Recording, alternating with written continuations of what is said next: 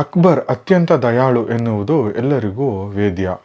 ಅಂತಹ ಕರುಣಾಳು ವ್ಯಕ್ತಿ ಒಂದು ಹೆಣ್ಣನ್ನು ಜೀವಂತ ಸಮಾಧಿ ಮಾಡುವಷ್ಟು ಕ್ರೂರನಾಗುವುದಕ್ಕೆ ಸಾಧ್ಯವೇ?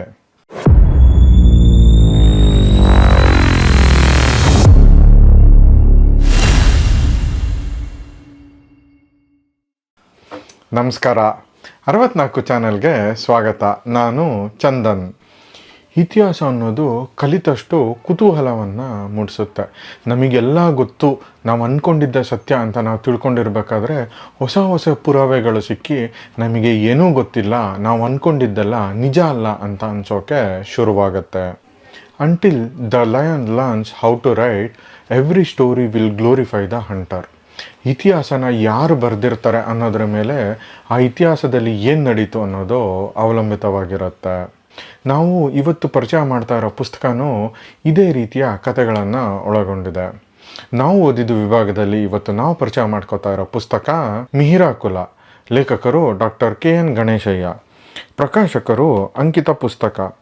ಪುಟಗಳು 124. ಬೆಲೆ 120 ರೂಪಾಯಿಗಳು. ಜಾನ್ರ ಕಥಾ ಸಂಕಲನ. ಈ ಪುಸ್ತಕದಲ್ಲಿ 4 ನೀಲ್ಗತೆಗಳಿವೆ.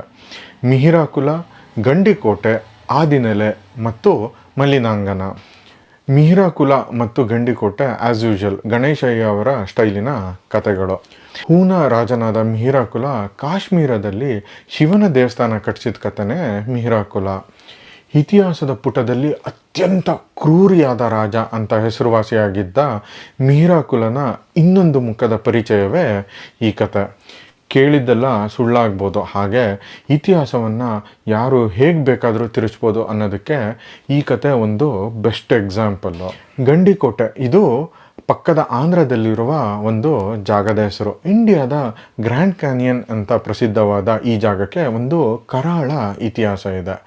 ಈ ಜಾಗದಿಂದ ಅತ್ಯಂತ ಬೆಲೆ ಬಾಳುವ ವಜ್ರವನ್ನು ಒಬ್ಬ ಪೋರ್ಚುಗೀಸ್ ಟ್ರಾವೆಲರು ಕತ್ಕೊಂಡು ಹೋಗ್ತಾನೆ. ಆ ಕಥೆನೇ ಇದು. ಈ ಕಥೆನ ಓದೋ ಪ್ರತಿಯೊಬ್ಬರು ಭಾರತೀಯರಿಗೂ ಮೈಯೆಲ್ಲ ಉರಿಯೋದು ಗ್ಯಾರಂಟಿ. ಆದಿನೆಲೆ ಒಂದು ಸಮಾಜದ ಜಾತಿ, ಧರ್ಮ, ಮೇಲು ಕೀಳು ಇತ್ಯಾದಿಗಳ ಕತೆ. ಆದರೆ ನಮ್ಮ ಕುತೂಹಲವನ್ನು ಕೆರಳಿಸಿದ್ದು ಮಲಿನಾಂಗನ ಅನ್ನೋ ಈ ಲಾಸ್ಟಲ್ಲಿ ಬರೋ ಕತೆ. ಇದು ಸಲೀಂ ಅನಾರ್ಕಲಿಯ ಪ್ರೇಮಕಥೆ. ಬಟ್ ಇದು ನೀವು ಓದಿರೋ ಪ್ರೇಮಕಥೆ ಅಲ್ಲ. ಇದರಲ್ಲಿ ಸಖತ್ತು ಟ್ವಿಸ್ಟು ಮತ್ತು ಟರ್ನ್ಸ್ ಇದೆ. ಈ ಕತೆ ಓದಿದ ಮೇಲೆ ನಮಗೆ ಇನ್ನಷ್ಟು ರಿಸರ್ಚ್ ಮಾಡಬೇಕು ಅಂತ ಅನ್ನಿಸ್ತು. ಧರ್ಮಸಹಿಷ್ಣು ಅಂತಲೇ ಹೆಸರಾಗಿರೋ ಅಕ್ಬರು ಹೇಗೆ ಒಬ್ಬ ನಿಸ್ಸಹಾಯಕ ಹೆಣ್ಣನ್ನು ಜೀವಂತ ಸಮಾಧಿ ಮಾಡ್ತಾನೆ ಅನ್ನೋ ಪ್ರಶ್ನೆ ಲೇಖಕರಿಗೆ ಕಾಡುತ್ತೆ. ಇದೇ ವಿಷಯದ ಮೇಲೆ ಅವರು ರಿಸರ್ಚ್ ಮಾಡ್ತಾ ಹೋದಾಗ ಅವರಿಗೆ ಹಲವಾರು ಸಂಗತಿಗಳು ತಿಳಿತಾ ಹೋಗುತ್ತೆ. ಅದನ್ನೇ ಅವರು ಈ ಕಥೆಯಲ್ಲಿ ತುಂಬ ಚೆನ್ನಾಗಿ ಪ್ರಸ್ತುತಪಡಿಸಿದ್ದಾರೆ. ನೀವು ಇದನ್ನು ಖಂಡಿತ ಮಿಸ್ ಮಾಡದೆ ಓದಲೇಬೇಕು. ಎಟರ್ನಲ್ ಲವ್ ಸ್ಟೋರೀಸಲ್ಲಿ ನಿಮಗೆ ಸಲೀಂ ಅನಾರ್ಕಲಿ ಲವ್ ಸ್ಟೋರೀಸ್ ಏನಾದರೂ ಇದ್ದರೆ ಪ್ರಾಬ್ಲಿ ಈ ಕತೆ ಓದಿದ್ಮೇಲೆ ಆ ಲಿಸ್ಟಿಂದ ಇವರಿಬ್ಬರು ಕತೆ ನೀವು ತೆಗಿಲೂಬಹುದು ಅನ್ಸುತ್ತೆ. ಈ ಪುಸ್ತಕ ಬರೀ 124 ಪುಟ ಇದೆ. ಸಖತ್ತು ಈಸಿ ರೀಡು. ನೀವೆಲ್ಲಾದರೂ ಟ್ರಾವೆಲ್ ಮಾಡ್ತಾ ಇದ್ದೀರಾ ಅಂದರೆ ನಿಮ್ಮ ಟ್ರಾವೆಲ್ಗೆ ಇದು ಬೆಸ್ಟ್ ಕಂಪ್ಯಾನಿಯನ್ನು.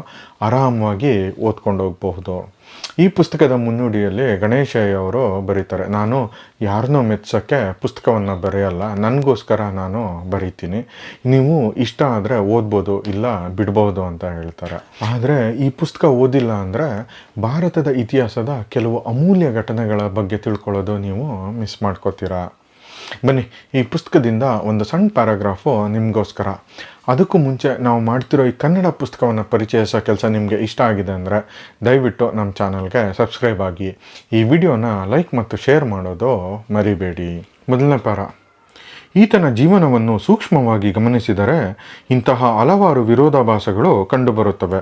ಉದಾಹರಣೆಗೆ, ಒಂದು ವಿಶಾಲವಾದ ರಾಜ್ಯದ ಅಧಿಪತಿಯಾಗಿದ್ದವ, ಒಂದು ದೊಡ್ಡ ಸೈನ್ಯದ ಬೆಂಬಲವಿದ್ದ ಮಿಹಿರಾಕುಲ ಯಕಶ್ಚಿತ್ ಒಬ್ಬ ಸಾಮಂತ ರಾಜನಾದ ಬಾಲ್ಯಾದಿತ್ಯನಿಗೆ ಹೇಗೆ ಸೆರೆಯಾದ. ಅನಂತರ ತನ್ನ ಗಂಡನನ್ನೇ ಸೆರೆಮನೆಗೆ ತಳ್ಳಿದ್ದವನ ಮಗನನ್ನು ತನ್ನ ಮಗನ ಮೇಲೆ ದಂಡೆತ್ತಿ ಬಂದು ರಾಜ್ಯದಲ್ಲಿ ಭೀಕರ ಹಿಂಸಾಕೃತ್ಯ ನಡೆಸಿದ ಕ್ರೂರ ಶತ್ರುವನ್ನು ಬಿಡುಗಡೆ ಮಾಡಲು ಚಂದ್ರಾದೇವಿ ಏಕೆ ತನ್ನ ಮಗನ ಮನವೊಲಿಸಿದಳು? ಹಾಗೆ ಬಿಟ್ಟರೆ ಆತ ಮತ್ತೆ ದಂಡು ತಂದು ರಾಜ್ಯವನ್ನು ಕಸಿಯುವ ಭಯ ಮತ್ತು ಆತಂಕ ಬಾಲ್ಯಾದಿತ್ಯನನ್ನು ಕಾಡಲಿಲ್ಲವೇ? ತನ್ನ ಸೇವಕನೇ ತನ್ನ ಬೋಧಕನಾದ ಎಂಬ ಯಕಶ್ಚಿತ್ ಕಾರಣದಿಂದ ಇಡೀ ಬೌದ್ಧ ಧರ್ಮವನ್ನೇ ನಾಶ ಮಾಡುವಂತಹ ದ್ವೇಷ ಹುಟ್ಟಿ ಕ್ರೌರ್ಯ ತೋರಲು ಸಾಧ್ಯವೇ? ಸೂರ್ಯದೇವರ ಅಥವಾ ಪ್ರಕೃತಿಯ ಆರಾಧಕರಾದ ಹೂಣರ ಈ ರಾಜ ಶಿವ ದೇವಾಲಯ ಕಟ್ಟಿಸಲು ಕಾರಣವೇನು? ಹೀಗೆ ಹಲವು ಪ್ರಶ್ನೆಗಳು ನನ್ನನ್ನು ಕಾಡಲು ಪ್ರಾರಂಭಿಸಿವೆ ಎಂದೆ. ಇನ್ ಕೇಸ್ ಈ ಪುಸ್ತಕವನ್ನು ನೀವು ಆಲ್ರೆಡಿ ಓದಿದರೆ ನಿಮ್ಮ ಅನಿಸಿಕೆನ ಕಮೆಂಟ್ ಮೂಲಕ ತಿಳಿಸೋದು ಮರಿಬೇಡಿ. ಮುಂದಿನ ವಾರ ಹೊಸ ಪುಸ್ತಕದೊಂದಿಗೆ ನಿಮ್ಮ ಮುಂದೆ ಬರ್ತೀವಿ. ಅಲ್ಲಿಯವರೆಗೂ ಓದಿ ಮರಳಾಗಿ. ವಿಡಿಯೋ ನೋಡಿದ್ದಕ್ಕಾಗಿ ಧನ್ಯವಾದಗಳು. ನಾನು ಚಂದನ್, ಸೈನಿಂಗ್ ಆಫ್.